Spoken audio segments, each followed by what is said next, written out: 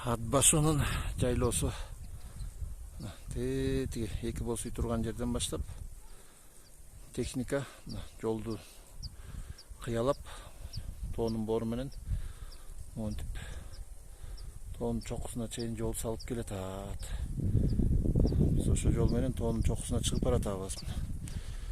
Тоонун баарын талкалап могу жерде карагылачы.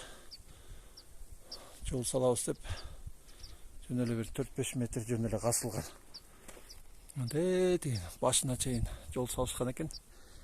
Ал жерде бул тоодо кем бар экен да, кыскасы. Ошону үстүнө чыгып алып анан кенди касышат экен. Ошо кенди алыш үчүн ушу биринчи даярдык иштери, жол салуу башталыптыр. Азыр ошо тоонун башына барабыз. Эмне кен экенин ошол жактан айтабыз. Демди басып, Кудайга шүгүр, жакшы эле бийик тоо. Демди басып акырын чыга берели. Мына биз саат 10:30 чыктык эле, азыр 12ден өттү.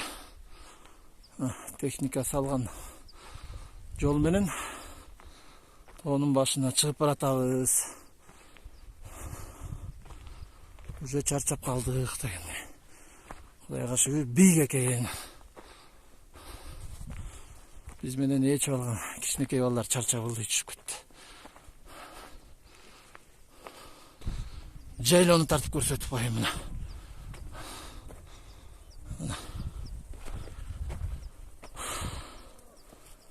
Ат башынын босогодон кийинки 5 Белчир Түз ашуу деген жайлоолор. Тиги узун кеткен жол Кынданын белине чыгат. Ошо бир 20дан ашык серпантин болуш керек ушундай. Кынданын белине ашып, анан чек ара бар, застава. Заставадан өткөндөн кийин Аксай башталат. Анан Аксайдын башы менен барып отурса, тетегинде Арашан деген жерден астынан чыккан табигый кайнаган суу бар. Андан ары Жете Өгүзгө кошулуп кетет экен. Ал жактарга да барып келгенбиз. Мына азыр балдар көрүнбөй калыптыр. Могул тоонун баарын серпантин кылып канча 1-2 айдан бери салып атыптыр. Азыр тиги башына чыгабыз. Техникалар бар экен. Мына биз дагы эле сапар улап үстүнө жакындап баратабыз. Азыр тыныгып отурабыз. Тыныгып отурган жерден дагы анча-мынча маалымат айтып коелу. Тиги узун жолду көрдүңүздөр, ошол жерге Көлтөр деген бир кооз көл бар экен тоонун ортосунда.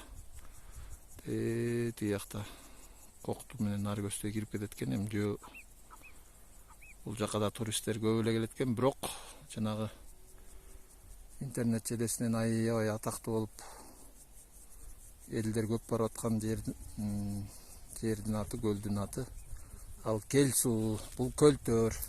Келсуу алыс экен, ал 100 километрден ашык болот экен. 120-130га чейин. Бул жер болсо ушу Босого жайлоосунан бир 20-30 километрдей болот экен. Бул жерде болсо Кыңданын бери менен Аксайга ашып кетет. Аны жана айтканбыз. Ошол жакта дагы мына алтын казгандар бар экен. Алтын казып атышат дейт. Анан могу Көлтөргө кетип бараткан жолдун жээгинде тиги жакта суу көрүнүп атабы? Боз суу агып атат, анча чоң эмес. Ошол суунун аталышы балык суу экен. Мурун көк кашка тунук суу экен. Анан могу кайсы бир жылдан баштап Кытайлар лицензия алып ошол балык суунун башында да бир коктуда да алтындын запасы бар экен. Ошол алтынды касып атышыптыр бир нече жылдан бери. Ошондон бери бул суу ылайланып, баягы тунук суу жок. Агымы да азая түшкөн окшойт да, кыскасы. Анан жергиликтүү эл ушул жака чейин келип алтын чайкатыш экен. Анан азыр ошо Коктуга Кытайлар киргизбей калды дейт. Бирок андан ылдыйраак жерге алтын чайкагандар бар экен. Аз экен да, мурункудай көп эмес. Кандай керемет Кыргыздын жайлоолору. Азыр мына тоонун баары ар түрдүү кен, алтындан баштап. экономикабызга аябай чоң салым болот. Ушунун баары иштесе, бирок экологияга билинбеген менен чоң эле зыян болот. Анткени канча деген мөңгүлөр жок болуп кетиши мүмкүн. Монтип тоолорду казып, оюп, мына тизеден буруп алган жайлоонун көк шибери тиги тоонун чокусуна чыкканга чейин аракет кылабыз, буюрса. Мондай басабыз. 2,5 саат дегенде тоонун баш жагына жетип келдик. Мына тоонун баш жагында мондай техникалар иштеп атат, жол салып. Жана этегинен баштаган ушул жерге келип калыптыр. Бул жакта да бир техника. Тетиги жерге барган экен, тетиги жерге жет чоң ташка такалган экен. Бул жерде ушул тоонун астында, могу топурактардын астында эме бар экен. Мрамор бар экен. Ошол мраморду казып алуу иштерине даярдык ушинтип жүрүп атыптыр. Лицензияны ошо Кытай фирмалары утуп алган экен.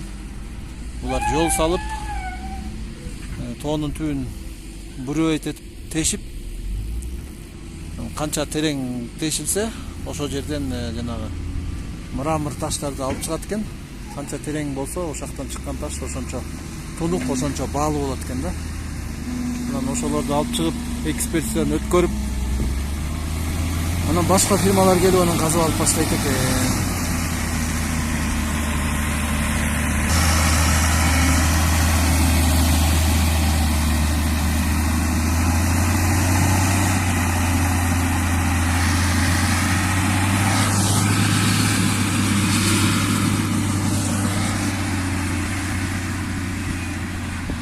Техникалар өзгөчө тетиги экскаватор ушул жерде эле калат экен күнү түнү. Анан могу грейдер менен күнүгө ушул жерге солярка ташып чыгат экен, суу ташып чыгат экен. Жана буруу жеткенге, жери тешкенге суу көп керек болот экен. Тетиги ылдый сайда агып аткан суудан ушул жака чейин ташып чыгышат экен. Ана биз көздөп жаткан тоонун чокусуна чыктык. Иштеп аткан ак мрамор издеп иштеп аткан техникалар артта калды. Алар деле бул тоонун бийиктигин билбейт экен. Болжол менен 4000 метрге жакын болуш керек дейт. Ошондой эле болот го. Түз ашуу жайлоосунун берки бети Селкинчек деген жер экен. Аска жалама, Аска Zoo. Ушул тоонун ар жагында жаңылбасам, кадимки Кожо Жаш Агылбердиевдин тукуму киносу ушул жерде тартылган. Ал могу Аска Zoолор тосуп көрүнбөй калды. Мындан ары дагы укмуш жалама Аска Zoолор бар. Тетик Коктудан өйдө чыкканда. Керемет жер. Жайлоонун козу дейт. Мына Селкинчек деген деп аталат экен. Ошонун ичи мына карагай черлүү. Азыр биз тоонун чокусуна чыктык деп айтканыбыз кичине калп болуп калат экен. Тоонун чокусу биз көздөп аткан жер тетиги жер болот экен. Ал могу жерден жакын көрүнгөн менен тик экен. Эми ал жерге жетебизби жетпейбизби билбейм. Бир топ эле чарчап калдык. Мындан ары жанагы балык суу тетигинде кетип атат. Тетиги жерде лагерь деп коет, туристтер көп келет. Ушу суунун жээгинде коттедждер бар, кичинекей биягында боз үйлөр бар жээктеп. Аябай карагай черлүү жак. Андан ары көпөрөдөн өткөндө ар жагы босого.